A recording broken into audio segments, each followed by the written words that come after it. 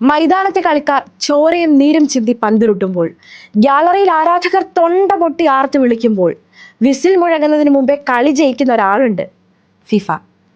മൈതാനത്ത് പന്തുരുളുമ്പോൾ ഗ്യാലറിയിൽ ആരാധകന്റെ പോക്കറ്റ് ചോരുന്നു. അപ്പുറത്തെ ഫിഫയുടെയും കോർപ്പറേറ്റുകളുടെയും പെട്ടി നിറയുന്നു.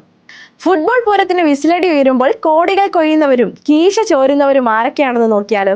കളി നടക്കുന്നത് സ്റ്റേഡിയത്തിലാണെങ്കിലും ശരിക്കുള്ള കളി ജയിച്ചത് ഫിഫയാണ്.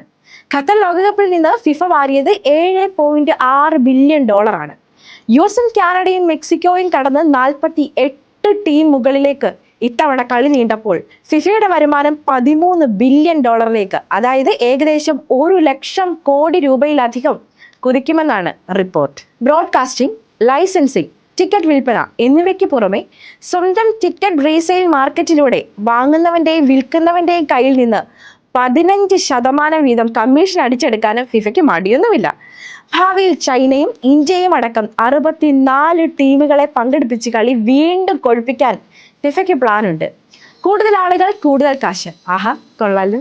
അടുത്ത കൂട്ടർ ബ്രോഡ്കാസ്റ്റർമാരും സ്പോൺസർമാരുമാണ്. പരസ്യം പൂരത്തിലെ കൊയ്ത്തുകാർ എന്ന് വേണമെങ്കിൽ ഇവരെ വിശേഷിപ്പിക്കാം.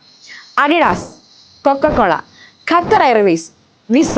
സ്റ്റേഡിയത്തിന് ചുറ്റുമുള്ള ബോർഡുകളിലും കളിക്കാരുടെ ജേഴ്സിയിലും തങ്ങളുടെ ലോഗോ പതിപ്പിക്കാൻ ഈ വമ്പൻ ബ്രാൻഡുകൾ ഫിഫയ്ക്ക് മുന്നിൽ കോടികൾ എറിഞ്ഞ് ക്യൂ നിൽക്കുകയാണ്. ലോകകപ്പ് നടക്കുന്ന 1 മാസം കൊണ്ട് ലോകത്തെ മുഴുവൻ ഉപഭോക്താക്കളിലേക്കും ബ്രാൻഡ് എത്തിക്കാം എന്നതിനാൽ എത്ര വലിയ തുക നൽകാനും ഇവർ തയ്യാറാണ്. കൂടാതെ ഫിഫയുടെ പേരിൽ ഇറങ്ങുന്ന വീഡിയോ ഗെയിമുകൾ, ജേഴ്സികൾ, മറ്റ് ലൈസൻസിംഗ് എന്നിവയിൽ നിന്നും വലിയൊരു തുക ഫിഫയുടെ പെട്ടിയിലും എത്തും. ഫിഫ ഇത്തവണ ഇറക്കിയ പുതിയൊരടവാണ് official ticket resale market. Ticket വാങ്ങിപ്പോയ ആരാധകർക്ക് അത് മറ്റൊരാൾക്ക് മറിച്ച് വിൽക്കണമെങ്കിൽ ഫിഫയുടെ ഈ പ്ലാറ്റ്ഫോം ഉപയോഗിക്കണം. വിൽക്കുന്നവന്റെ കയ്യിൽ നിന്നും വാങ്ങുന്നവന്റെ കയ്യിൽ നിന്നും 15% വീതം കമ്മീഷൻ. അതായത് കളി കണ്ടാലും കണ്ടില്ലെങ്കിലും ഫിഫയ്ക്ക് കാശ് കിട്ടിക്കൊണ്ടേയിരിക്കുമെന്ന് അർത്ഥം.